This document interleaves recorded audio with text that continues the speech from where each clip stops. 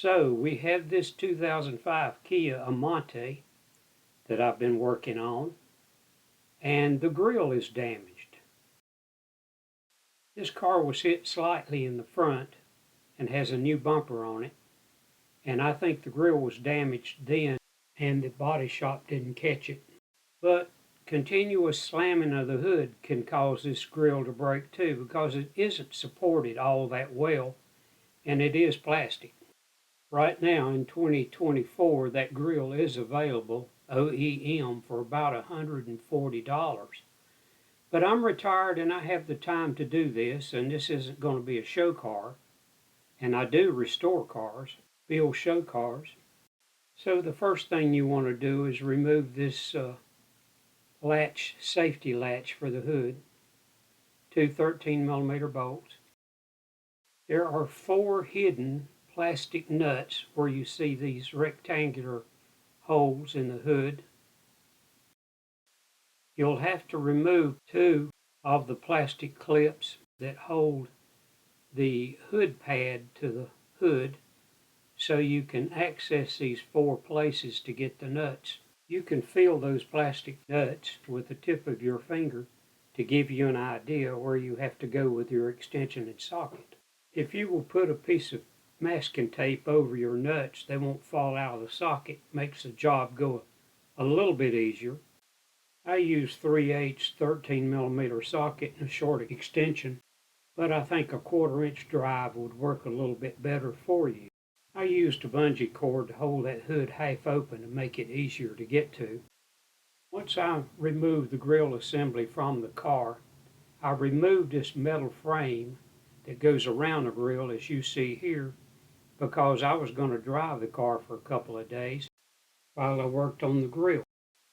My frame was just a little distorted, and so I had to bend it just a little bit to make it line up with the bumper properly. Here I have the grill ready to paint, and I have made some repairs with plastic filler. The tape I used is 3M striping tape, and it's 1/4 inch wide vinyl tape, and it's just perfect for this job. Takes a lot of time to properly mask off this grill. Of course, these crossbars are chrome. Once it's sanded off and the small repairs made, then I cleaned it with Windex and blew it off real good and wiped it down again with Windex on a lint-free paper towel.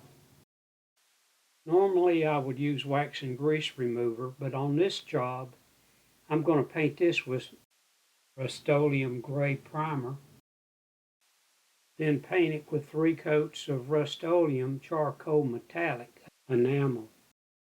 Here's a view of that grill as I was taping it off with the vinyl tape. This entire grill is chrome-plated plastic and then painted with flat black. After part of the chrome is masked off to show just the crossbar.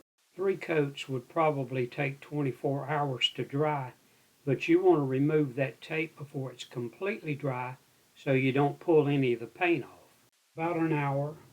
The weather strip you see just below this tube of 3M black weather strip cement has come loose. That's a top weather strip that is glued to that grill. This weather strip cement sets up fast, so it only takes a few minutes to glue that weather strip back. And here is what you need to look for. It comes in yellow or black. I have used it for about 45 years to glue valve cover gaskets in place. It works so well for so many things. Now you don't have to buy this adhesive remover, but I had some on hand, and after the weather strip dried, I had a little bit on the chrome part of the grill. This will take it right off. Now here's the really hard part.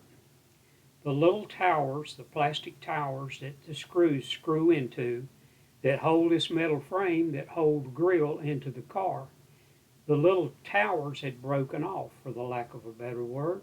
I can plastic weld, but I didn't want to do that here because it might damage the chrome, plus I don't know how well that would hold either.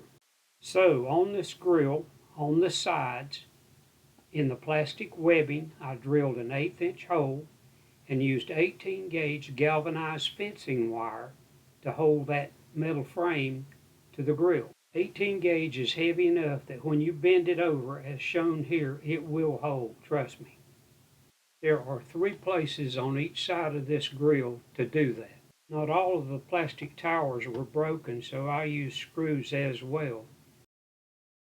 And this is just a close-up of that web. Another view, and you can see where I've glued the weather strip that goes around the top of the grill. There are 2 more nuts on each side of this grill that you can plainly see, and very easy to get to, 13 millimeter. This turned out real well. I'm very happy with it. And if you want to save some money and have the time, this is the way to go. Thanks for watching. I'm 81 and still working.